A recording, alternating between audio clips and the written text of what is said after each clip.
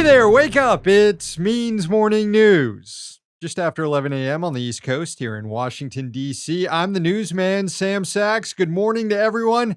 We made it to the Friday show when the freaks and losers said we'd never do it. They said maybe we'd make it to Wednesday, Thursday at the latest. Well, look at us now. On the verge of the weekend, baby.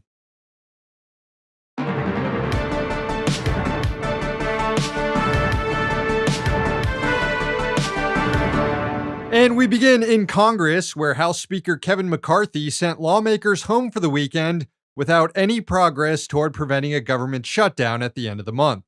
McCarthy has completely lost control of his caucus at a critical time when the legislature needs to actually do its most basic work of keeping the dang lights on at the federal government. As a sign of the dysfunction, the Speaker tried to get GOP members to pass a funding bill for the Defense Department, but twice this week that effort failed, with hardliners in his caucus voting against even considering the bill. They're upset about the broader spending fight and won't move the defense funding bill until they've received assurances that a broader bill to fund the entire government will include significant spending cuts. Congress has until October 1st to avoid a shutdown by passing all of its appropriations bills to fund the government, or at least passing a short-term funding bill known as a continuing resolution, or CR, that will keep the entire government temporarily funded at certain levels. The problem is the spending cuts House Republicans are demanding in a funding bill have no chance of passing a democratically controlled Senate. McCarthy could ignore his right flank and create a coalition with moderate Democrats and Republicans to pass a CR that could also pass the Senate, but doing so would cost McCarthy his job as Speaker, or at least it could, and McCarthy won't risk that. He'd throw his own grandmother off a cliff to stay Speaker. The other problem is a significant portion of the Republican caucus on Capitol Hill does actually want a government shutdown, which will inflict a lot of pain on the working class. Federal employees will be furloughed, certain public services cut off, national parks will be closed. You know what won't be shut down, though? The Pentagon's war efforts in Ukraine. A Defense Department spokesperson said this week that U.S. weapons transfers and other training and assistance programs for Ukraine will not be affected by a government shutdown. That's because the war machine doesn't have an off switch.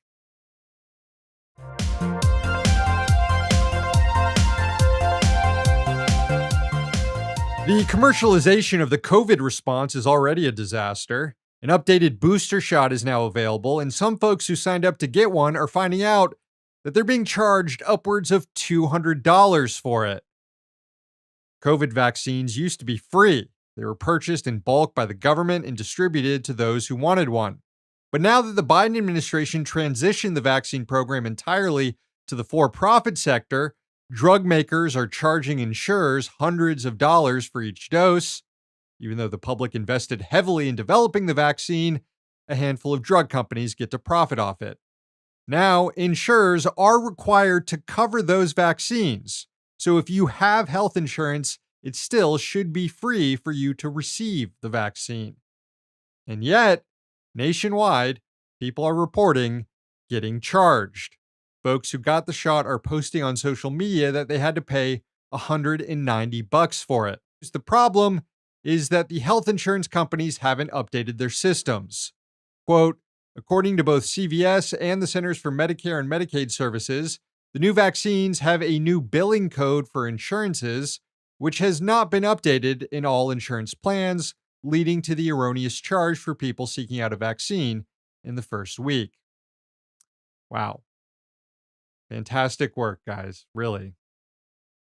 Individuals on Medicare and Medicaid should also be able to get the new COVID booster for free. However, millions of people are getting kicked off Medicaid insurance right now. At the onset of the pandemic, states expanded eligibility for their Medicaid programs and were prohibited from disenrolling people during the health emergency.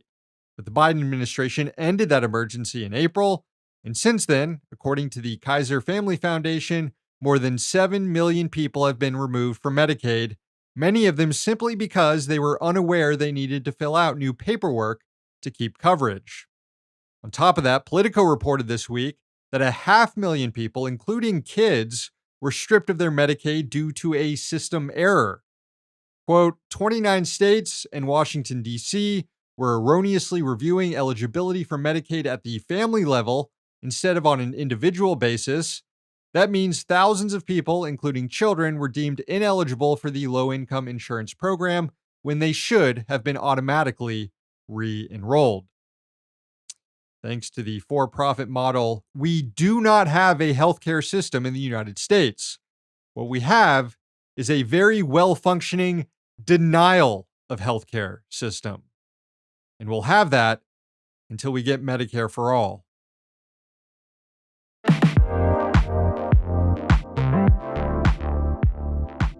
And finally, GOP presidential hopeful Senator Tim Scott just got accused of breaking labor law. The United Auto Workers filed a complaint with the National Labor Relations Board over comments made by Scott this week encouraging the auto companies to just fire striking workers, which would be illegal to do. It's also illegal to threaten to do so. And since Scott is an employer as a U.S. Senator and as the head of his presidential campaign, the UAW argued that his comments could be interpreted as a threat to his own workers as well. Reading from the UAW's complaint, quote, within the past 6 months, the employer, Scott, has interfered with, restrained, or coerced employees in the exercise of the rights guaranteed in Section 7 of the National Labor Relations Act. On Monday, September 18th, 2023, Tim Scott threatened employees with adverse consequences if they engage in protected concerted activity by publicly responding to a question about striking workers as follows, quote, you strike, you're fired. I mean, it's a pretty clear-cut case of worker intimidation, and should the NLRB agree, it will likely require Scott to refrain from making similar threats in the future, and the board might also require Scott to inform all of his workers of their labor rights, something that would be humiliating for any Republican like Tim Scott to have to do. Meanwhile, the UAW's stand-up strike continues against the big three automakers, Ford, GM, and Stellantis.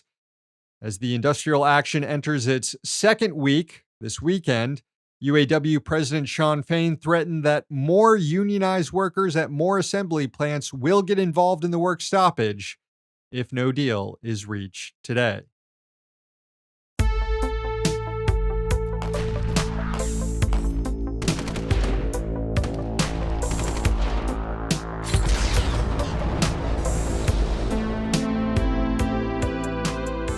So, you probably heard the news this week that the U.S. military lost track of an F-35 fighter jet.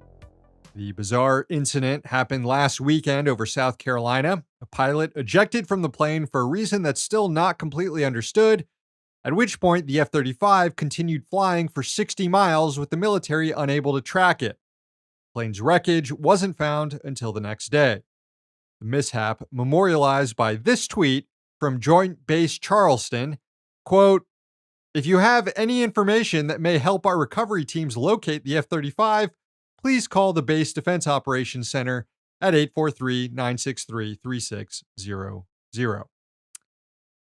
How do you lose a $100 million plane? I mean, just throw an air tag on the cockpit floor and you'll be able to find it. The Marine Corps grounded its entire fleet of F-35s while the crash is under investigation. And it's actually not the first time that a mysterious ejection led to the fleet's grounding. Last December, it happened after another strange incident in which a pilot hovering an F-35 just above the runway ejected. There was also a grounding related to ejection seat issues last July. The development, the use, and sustainment of the F-35 make the program the most expensive weapon system in human history.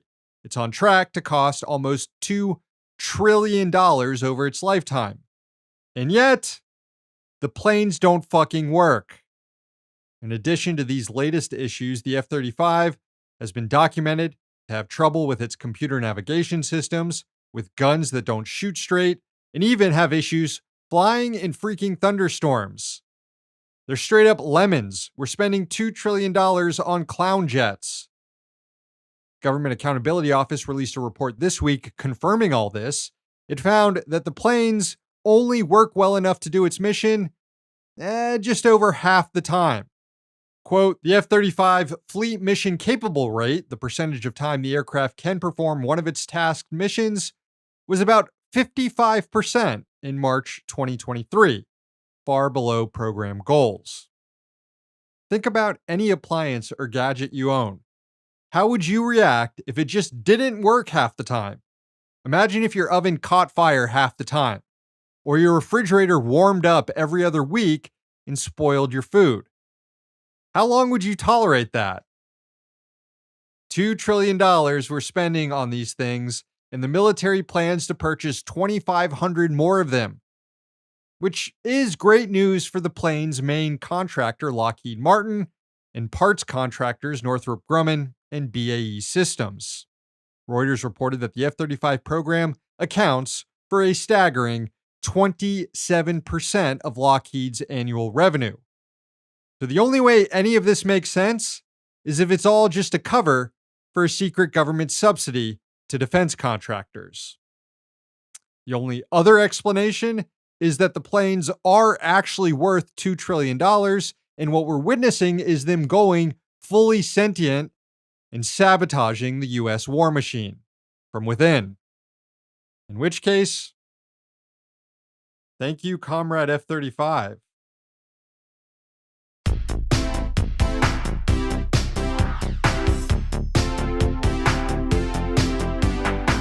Fridays are for the rich dicks. Let's check out the nominations on social media. The always reliable Arona nominated a group of landlords in Berkeley, California, who threw a giant party when the state's eviction moratorium ended. Hooray, we get to throw people out on the streets again. Shout out to the tenants' rights activists who showed up to the party to protest it and ruin it. Got a nomination here for Charles Munger, the billionaire business partner of Warren Buffett. During the annual Berkshire Hathaway meeting, Munger said that the best road to human happiness is to expect less. Which honestly isn't bad advice, especially during a time of global warming when we're going to need to cut certain consumption habits. But that advice coming from a billionaire who hoarded everything and never expected less is a bit off-putting. It's a bit dickish. Got a nomination for General Motors CEO Mary Barra, who thinks the workers' wage demands are unfair while she herself makes tens of millions of dollars a year. And a nomination for Dallas Cowboys owner Jerry Jones. Not sure what he did this week, but yeah, he's a pretty reliable rich dick. Thanks for all the suggestions. Very strong candidates this week, but none of them could top the guy who will be receiving the dishonors. This week's rich dick is David Brooks.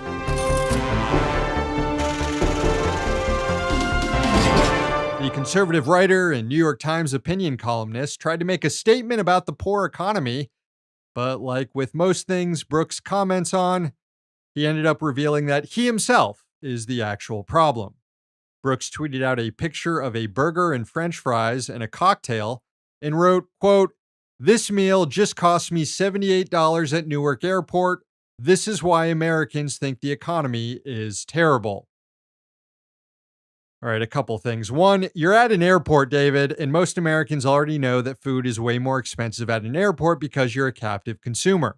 No one is eating at the airport unless they're about to fly somewhere and absolutely have to. This is like saying that the working class is struggling because of the high price of candy and soda at the movie theater, when most working class people are already aware of inflated prices at the movies and just sneak in their own snacks. That's not to say that there aren't problems with the economy. There are. We talk about them often on the show and all the ways that working class people are getting screwed. And you have to be a real dummy to botch making this point. So nice job, David. Now, number two, even with the inflated prices at the airport, there's no way that burger cost more than $25 at most. No way. In fact, users on Twitter found the menu and discovered that the burger costs at most $19, actually, which means that Brooks is hiding something from his readers. He didn't just have one cocktail, he was getting sloshed on several cocktails. In the airport bar and grill that he tried to disparage with his tweet, confirmed that. 1911 Smokehouse Barbecue posted on Facebook, quote, "Looks like someone was knocking back some serious drinks. Bar tab was almost 80%, and he's complaining about the cost of his meal. Keep drinking, buddy. We get paid off everything." So, at the end of the day, what we have here is not some incisive commentary on the economy. It's just a multimillionaire complaining online about his airport bar tab after he just put down 3 scotch on the rocks. Can I also note one more thing about Brooks's meal here? He eats like an 8-year-old. Notice how he has removed all the lettuce and tomatoes off his burger and instead slathered not 1, not 2, but 3 packets of ketchup all over it. Just fucking gross. This episode reminds me of the time that Brooks tried to write a column about how upper class tastes are alienating the working class, but ended up just revealing himself to be an elitist prick. He wrote, quote, "Recently I took a friend with only a high school degree to lunch. Insensitively, I led her into a gourmet sandwich shop. Suddenly I saw her face freeze up as she was confronted with sandwiches named Padrino or Pomodoro, and ingredients like soppressata and capicola, and a striata baguette. Quickly asked her if she wanted to go somewhere else, and she anxiously nodded yes, and we ate Mexican." Ah, yes, that exotic food that the working class hasn't heard of, like capicola, which you can find on subs at Jimmy John's. Now, this story either didn't happen, he just fabricated it like he did with the airport bar tab tweet, or maybe his friend just didn't want to eat a fucking sandwich. Jumping to the conclusion that your palate is just more refined or your knowledge of Italian meats is superior just shows that you're the asshole, David. Turn on your monitor. You're the problem. Can't wait to read how you humiliate yourself next. David Brooks, you're this week's Rich Dick.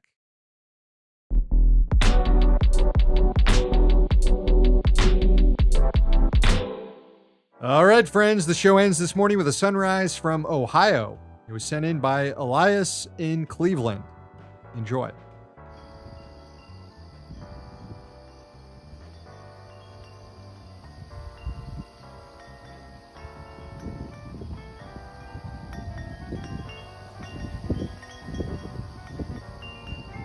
Thank you, Elias.